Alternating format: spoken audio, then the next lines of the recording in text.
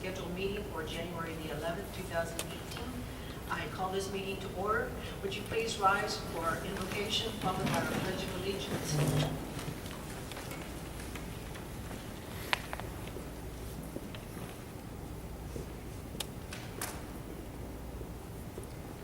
Let us pray, please. Our most precious Heavenly Father, dear Lord, we are asking that you be with us tonight as we convene to discuss city business. I ask that we all respect each other's point of view and let's be civil with one another.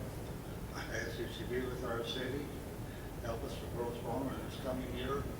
We still remember those and our neighbors in Solar and Springs and their laws. Ask now that you go through this the rest of this night. Forgive me the many ways I failed. I pray in your precious name and for your sake. Amen. Thank you. Please join me in the pledge of allegiance. I pledge allegiance to the flag of the United States of America, to the republic for which it stands, one nation, under God, with liberty and justice for all. Texas flag. I pledge allegiance to thee, Texas, one state, under God, one and indivisible. We do have a quorum for tonight's meeting. In attendance, we have Councilman David Johns, Councilwoman Gloria Cantu, myself, Mayor Cissy Gonzalez-Dipple, Councilman Nick Neeson, and Councilman Gerard Jimenez. Our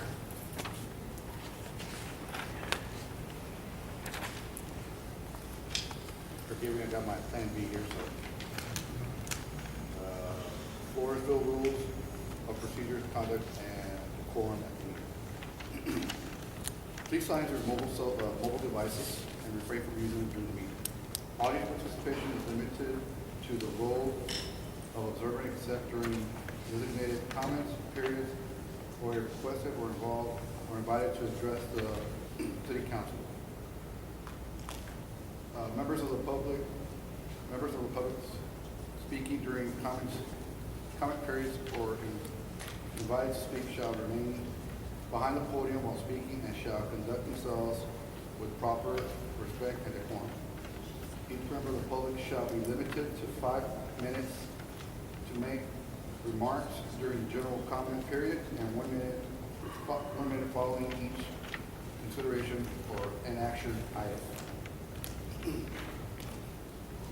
Members of the public must be respectful of individuals making citizens comments before, during, and after such comments are made.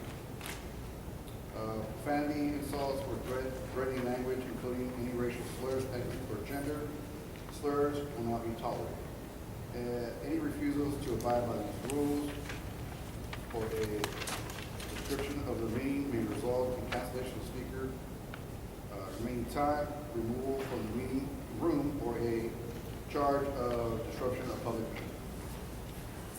Thank you. At this time, I'd like to offer the opportunity for any citizen who has any comments to address the council. If you come up to the podium and state your name, we would love to give you the opportunity to speak with us at this moment.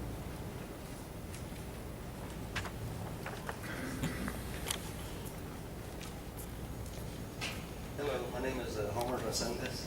I just got involved in a project here. It's 2220 10th Street. It's right across from the Sears. It's a mobile home park. And I've just had some questions, I guess, about an ordinance that's in effect involving the wiring. I've got some general information here for everyone. If I can get it to y'all.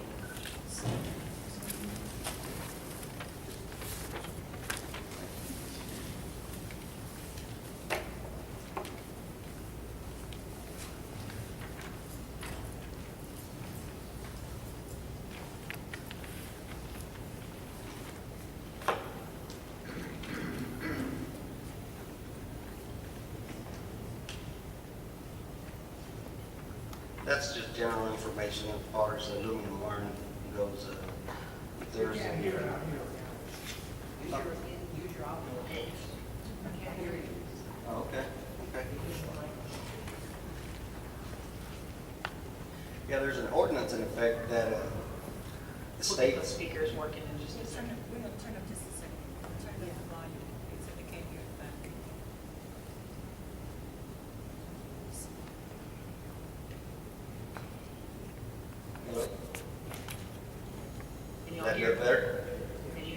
Is that better? Can you hear it a little better?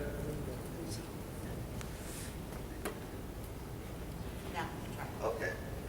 Okay, there's an ordinance out there that states that you cannot use aluminum wire to feed to your house. And according to the National Electric Code, aluminum wire is allowed. And I just gave you all information on aluminum wire use. And try to find out how that ordinance came into effect, and all I've gotten is it's been like that for 20 years. I mean, there's no explanation as far as how it came or what the reason was for that ordinance.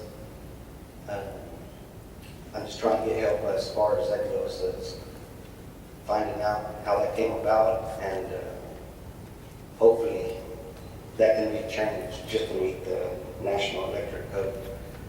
I've been talking to the private inspector that does inspections here in the city, and he said he would be all for it as far as following the National Electric Code. Floresville is the only city around here that's enforcing that's got that ordinance where you have to use copper instead of aluminum. And that comes to a big expense to anybody trying to do work. If you use aluminum, it's going to be a lot cheaper, and it's still going to be up to code, to the national code. I think this is something that we can take into advisement. Yes, this staff has reviewed this, we've met. Actually, he's met with my staff here as well as myself. We reviewed, this had come up once before. The other phases of this project actually use copper. As he said, this is a 20-year-old ordinance. It's not something that we've done recently. We have provided, City Secretary provided us information on when this was asked before, and staff's recommendations for it to remain as copper. We'll have the continuity for that project as well as going forward. He asked for it to be reviewed for an ordinance amendment. If you all care to address that, then one of the council can request it to be on the agenda. Okay. I'm sorry, at the same time, I guess the way the ordinance is worded, it can be taken several different ways. I can read part of it here. It says that you can use aluminum and copper materials, so as long as the usage of such materials is limited to utility-owned wire on the electric distribution supply side. And that being said, I would think that you'd be able to take aluminum all the way up to the distribution panel that's in the mobile home. And that's the way I interpreted that. Now, I don't know if anybody's got any input on that.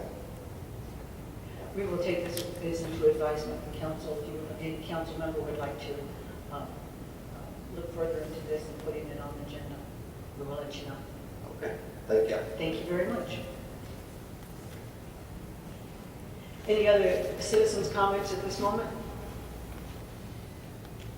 Okay. If not, I want to start the beginning of each month, the first meeting of the month, with the mayor's message. Maybe short, maybe a little bit longer, but I would like to let you know that the city of Floresville has a lot of activity going on, and citizens are definitely noticing. We have our water and sewer upgrades nearing completion, and with that, residents have noticed their utility bills going up. The council acted based on the advice of the USDA recommendations to make sure the city of Floresville can pay our loans when the time comes. The USDA grant is a wonderful thing, but I don't believe that the community was properly informed with what goes along with the grants and the loans. I encourage all councilmen and all citizens to do everything they can to pass this information on to the Floresville residents. Also, in town, everybody's been noticing Spectrum Internet is nearing completion of installing fiber optic cable throughout Floresville. As of today, I understand that the completion date is set for the end of February. I could be mistaken on that, but that was the last I was told. There has been some inconvenience, but when it is all completed, Floresville will have better options for high-speed internet. I would like to personally thank former Councilman Jacob Silva for all that he did to get the ball rolling with now various internet companies who now want to come into Floresville.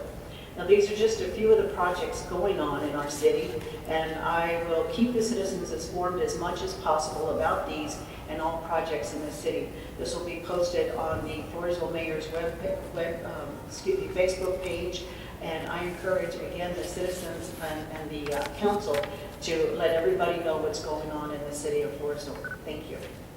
Moving on to old business, we have item 2A, consideration and action to approve the meeting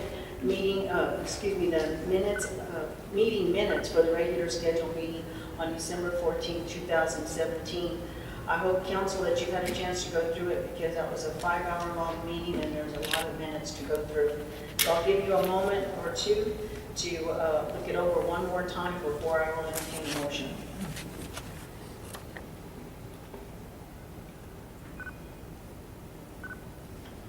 I had a question, Brother. Yes. On the item I, did we table that, or did we, I thought we had voted on that? Item I. It's the one the Mayor Pro Tem had a signatory. Remember we said that it was in the charter already? Yep. Didn't we decide to go ahead and vote for it? No. The attorney said that there was no need to vote because the charter states that the mayor pro tem has signatory rights. So there was no need to do action. And how about Jane?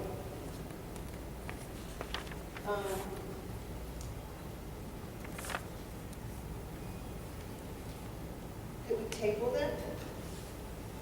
No, last night when we spoke with Gloria, I showed you that there's two different actions there. On J, the first one, Councilman Nixon made a motion to table, and Councilman John seconded the motion, but that motion failed.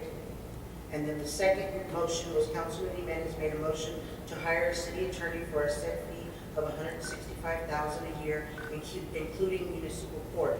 Councilman Ortiz seconded the motion. That motion carried 3-2.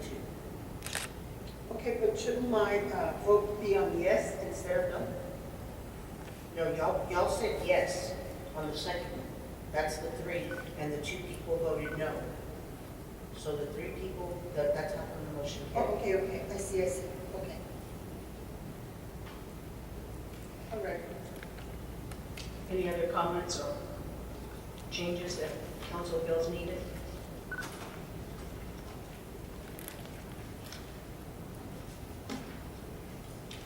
With that, I move to approve the minutes, the regular meeting. Okay, I'm still looking at it. If y'all don't mind. No, go right ahead.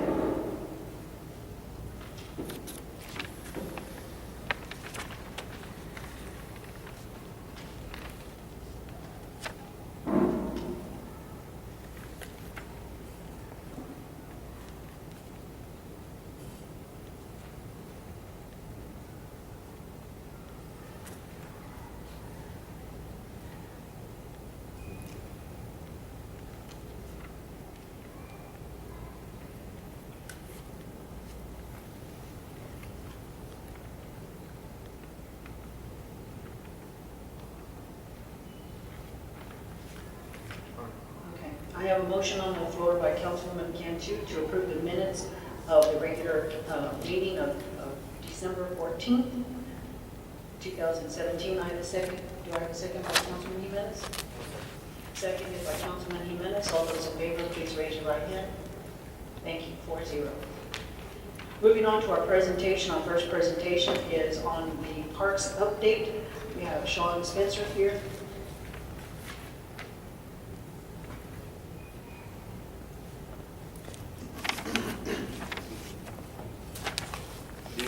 Councilman Lemon, Mr. Mayor, and citizens. We had a meeting, long, good meeting last night, a workshop with the community, with all the different boards involved in the project. Got a lot of questions asked and answered, and I think the status of the project is that we have a completion date of March 24th. We're going to be finished at that date. We've got work going on. Guys are starting building on the building today. We had a lot of discussion about pigs and pigs rooting things up and tearing things up. Since then, today, I'm getting some things priced out on some fencing, some different options. I'm going to go back to the office and research, see about things we can spray, anything else we can do. We have a lot of good options, I think, on the table now after our discussion last night. So, you know, it's going to be an ongoing issue. Pigs down there, that's their residence in that river valley, and we'll do the best we can to keep them from coming up to start. Sean, can you update the council on the practice field that we discussed last night at the meeting? Yeah, so if they have tryouts for our finish by date is March 24th. They have tryouts and some practice and stuff that's going to start this month, later on this month. And so we agreed, I talked to my dirt contractor today, this afternoon, and we agreed to come out and regrade all the infields, get the grass out, get everything cleaned up so they have a facility to do their tryouts and everything there. We intended to be finished already. We intended to turn it over in quick enough time to where they could start their tryouts and stuff. We're not going to be able to do that, so we're going to cooperate and do some work on the field so they can do tryouts, do practice, do things they need to do until the city's ready to take over, to accept the project as complete. What was the cause of the delay in the finishing? When you originally came, it was supposed to be finished the end of last summer, and then you were here in September, so it'd be a couple of months. What was the delay? Well, we had typical construction delays. We had some weather delays. We had the hurricane that kind of knocked a lot of my crews out for a good portion of time. We had the big delay. The longest delay was the rewrite of the contracts delay. That shut us down for a significant amount of time. We've had a couple of delays with payments that have made it hard for me to keep people on the job site. We had subcontractors that had to remobilize, go do other jobs, and then I had to get them back in here when they were finished because they had to work. So, kind of a combination of all those things have added to the delays. Do you have any questions by the council? This is going to cost us any more money to put hog wire up? No, I can't. When we redid the contracts, y'all voted a cap on the total project dollars. So anything I do, I have to do within the confines of that original budget. This is kind of a set cap project with no change orders. So I have to allocate funds to find in there to do that. There's some budgets in there that we have been lean on and haven't had as much expense on, and understanding the way this project is set up. I've held back everything I could hold back in case something comes up, so we have the funds to do anything that comes up. Did you have to acquire additional costs for starting your job up again because of the lack of the time? Time frame you're getting paid and stuff, or no? I mean, we incurred some costs, but nothing we couldn't work through. I mean, there were some issues there, but we're all straight and good, and the subcontractors are happy. They're back to work, and I think.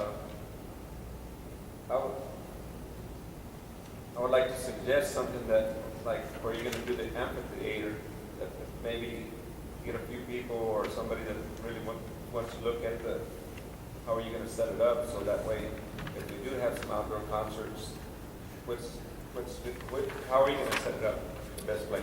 Well, in that, the amphitheater, which is on the grant phase of the park, everything that's on the grant phase of the park is subject to final location, basically. So things are located on the site plan just almost as a placeholder for when we send it into the state. We laid everything out to the best of our ability, working with Ms. Turner, and we worked with the park board committee. We had a couple of meetings, and they decided everything they wanted, and we put it in there. My assumption, I suppose, in the way that the cities typically operate is that your park committee will probably have a big say in making recommendations for final locations. And we've been good about it. The city's always been good as long as we've been on this project about bringing in all your different boards and your park board and your EDC and all those folks and sitting down, having meetings and looking at things and working them through. There's a few different options, but location will be real important on that. Yeah, because I think we're ready to move forward on looking at some good locations, finding good locations for outdoor concerts, and start moving this building ahead, the park area, and getting a little bit of visibility for the city of Floresville. Absolutely. And I think the outdoor amphitheater part on the grant project will be a big benefit to your park.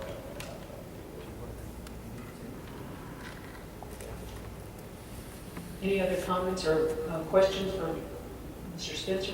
Yes, and we also discussed about fixing that bottom field last night, Yes. so. Yeah, and that was what we were talking about. We're going to go in there and do the grade work to get those fields ready for tryouts and for early late winter practice until they're able to work with operating the existing facility.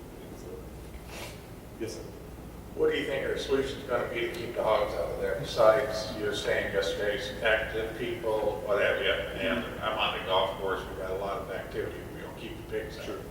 This by spraying the chemicals, are we gonna have to think about adding another fence around the perimeter, or what? Yeah, I do think I do think it's a combination of things that are going to help. I do think that the fence is probably going to be your biggest ally in getting the pigs out. What we're pricing out now is to do a field fence from where the chain link fence comes to a corner that goes around the old park, go all the way up to where the gate kind of corner is there, and go back behind the arena. And that's going to make a V that's going to go all the way back into that chain link fence. I'm optimistic that we have space in the budget to get that in. We just have to get our numbers back.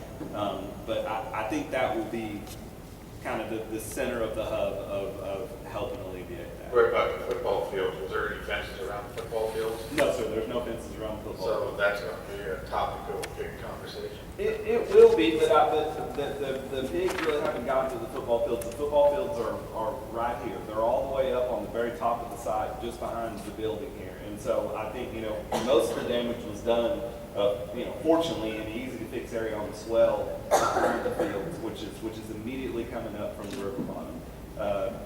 Up here, I mean, there is no fence, and there was a request from committees. I don't remember which committee. I think it's the committee that the folks who run this building. Is they said they didn't want fences when they walk out the back door because they have weddings and things like that in the patio area and use this building, and so they wanted that just to be grass. It looked like it's a big football field, or was that just not being done? In the football field The here. big one, yeah. I mean, far end. there's some corners and there's some spots they hit, but it's very sporadic. But they came in for this side though. Right. I don't think that's going to be your big concern at the end of the day. I think it's going to be right where they hit, which is on that swell behind the fields. I think that's going to be our biggest trouble spot, because they can come up out of that brush, hit that soft dirt, dig in it, and retreat right back out. That's kind of a safety spot. Now, after the completion of the project, and we do continue to have a problem with the hogs, will you be in charge of that?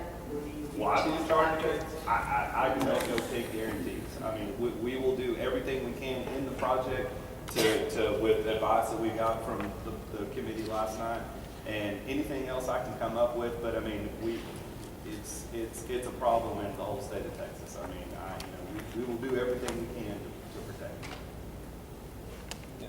You're just building the park, huh? I'm building a park. Correct. That's what it's like. Chemicals gonna be the biggest protection. I agree, and when I get back to the office, I'm going to do some research on that, and if it is something that's considered safe for use, and if you guys are using it on the golf course, I'm sure, it should be safe for children as well as golfers, so, and that would be a huge help. I'll do some research into that and see if we can. And see what the cost is. See what the cost, and if we can get it applied, and, that sounds like a wonderful solution, at least to the actual field parts, and I'm going to do some research on that and see what we can do there. I mean, I believe that you fence everything all the way around. I don't think they're gonna travel all the way to the highway. Bring it. What our goal is to build a bunch of fences and push them back to your golf course. We won't limit our Well, the golf course is pushing them to a lot of them to the river lately. Okay, any other comments? Thank you very much. So, I got another question. Yes, sir. Okay, can you be available, or maybe where the city manager could be asked the same questions?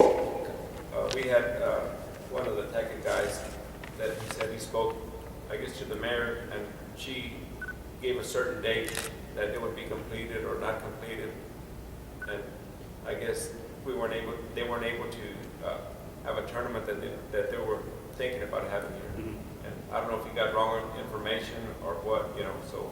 That was from the September meeting, that's the information he got. From, if you go back to the September meeting, when the last time we had an update, that was he went, Mr. Tackett went by the dates that were given at that meeting. Yeah, well, because I guess he would know more than anybody, where he stands at or whatever. Maybe you could. You're talking about the whatever was late August or late June, July Yes, tournament for the that was tournament. discussed last night. I mean, I think the fields are going to be just in perfect condition for that time. I mean, we're going to have a bunch of growing in between now and then, and I think we're fine. It probably, I mean, it's grass. We're growing grass is essentially the main thing that we're doing down there. We're building lots of things for people to get under and fences and stuff like that. But the hardest and most important thing is growing grass. If you get a year and have perhaps a little lighter use in the first year, I think that's going to help establish your grass a little bit better.